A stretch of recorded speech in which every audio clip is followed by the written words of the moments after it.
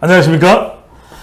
여론의 모든 것 궁금합니다. 요즘에 뭐 지방선거 끝났지만 말이 아닙니다. 말인지 막걸리인지 방구인지 알 수 없는 지금 요지경 세상 주가는 정말 묵사발이 나고 지금 뭐 전 세계가 요동치고 있는 상황입니다. 이때 여론을 잘 살펴야 돈을 벌 수도 있고 자 생존할 수 있다는 거 여러분들 잊지 말으셔야겠습니다.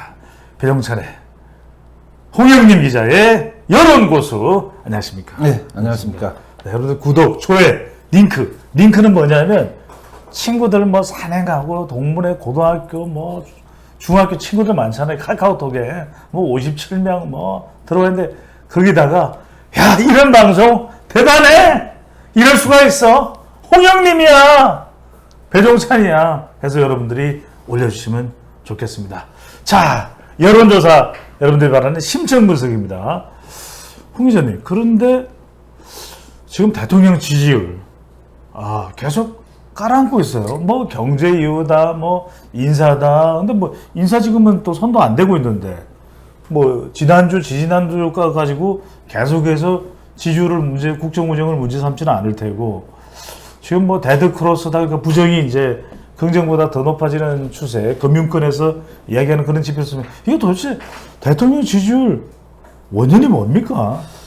지금 이번 주 조사 결과를 보면 제가 지난주에 ARS 조사 기준으로는 데드크로스가 이미 이제 나타났지만 그 ARS 조사 기준으로 우리가 데드크로스 얘기하는 건 좀 과하다. 그런 얘기를 했죠. 근데 이번 주에는 K스탯을 비롯한 4개 회사 조사 결과를 보면은 이건 격주라는 조사인데 윤 대통령이 잘한다는 그 평가가 49%에서 45%로 낮아졌고요.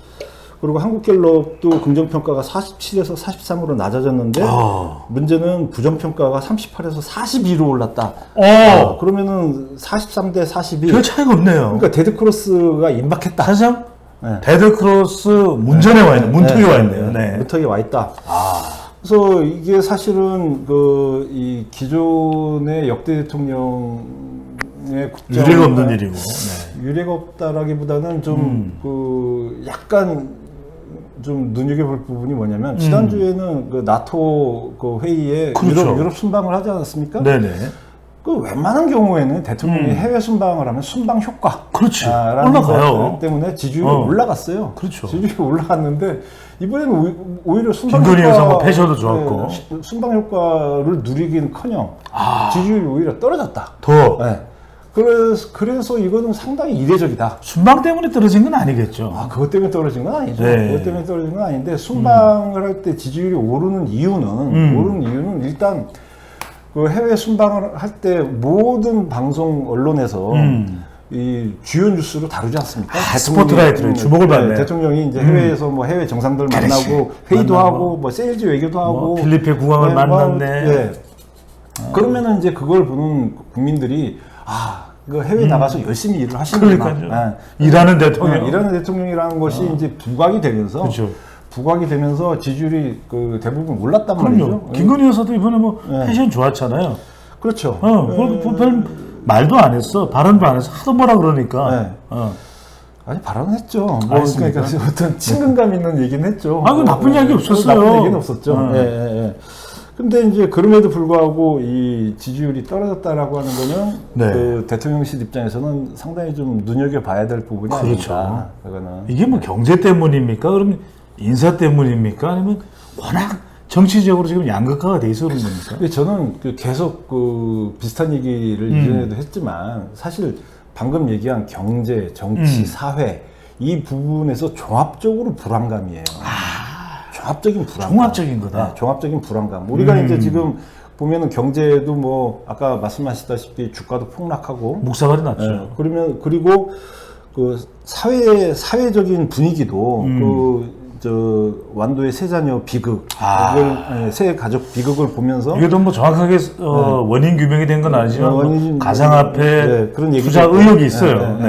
그 어쨌든 사회 분위기도 상당히 안 좋아 지금 분위기고 그리고 정치적으로도 이번에도 보면 정당 지지율도 여야가 다 같이 떨어지고 있는데, 그러니까 정치. 지금 보면은 여당, 야당, 대통령 지지율 다 떨어지고 있어요. 그러니까 정치적으로도 촉박하게 되고 상당히 있네. 불안하다. 그래서 정치, 사회, 경제가 다 불안하다. 이 불안정한 부분에 대해서 이 대통령 지지율에 역시 영향을 주는 거죠. 그런데 이 어떤 불안한 흐름을 예.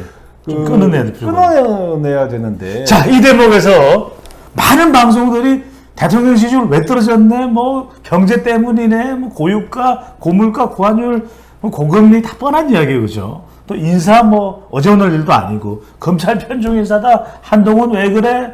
뭐 난리법석인데 뭐 또 정치적이 양극하다 신구 세력이 똘똘 뭉쳤다 다 뻔한 이야기 아니겠습니까? 네.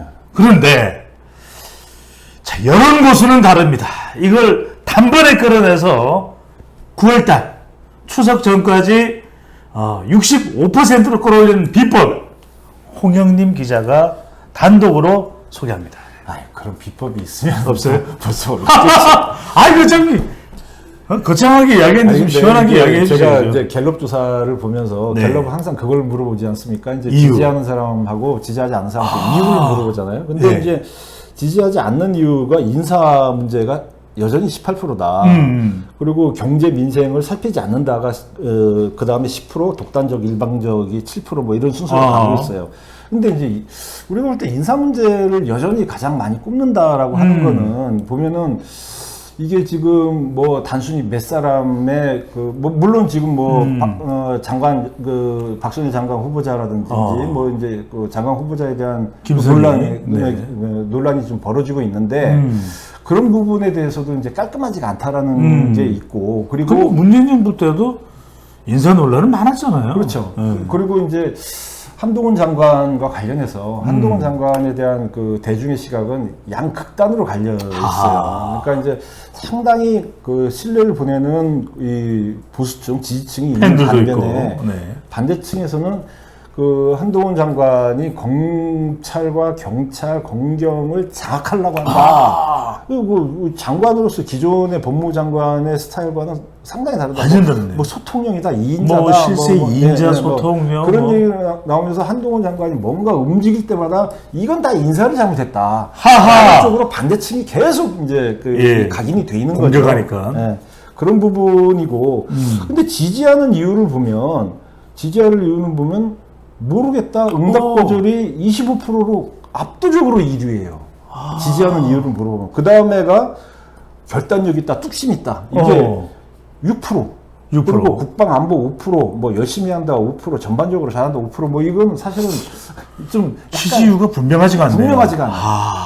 근데 역대 대통령들도 문재인 대통령이 지지율 고공행진할 때도 이 모르겠다 응답 거절이 1등 하는 적이 여러 번 있어요. 여러 번 있는데 그 이유를 보면 묻지마 지지. 팬덤층이 많이 작용을 한 거 아니냐라는 그 해석이 있었거든요. 근데 그때는 그 문 대통령 지지율은 뭐 막판에도 낮아봤자 40%대를 기록을 했고 높을 때는 70%, 80%까지 가지 않았습니까? 그때는 뭐 모르겠다라는 이유가 뭐 많아도 그렇게 심각하게 우리가 해석할 이유는 그다음에 뭐 다른 이유가 있었죠, 그죠? 네. 뭐 남북 관계가 됐든 뭐가 됐든 코로나 방역을 잘한다가 됐든. 그렇죠.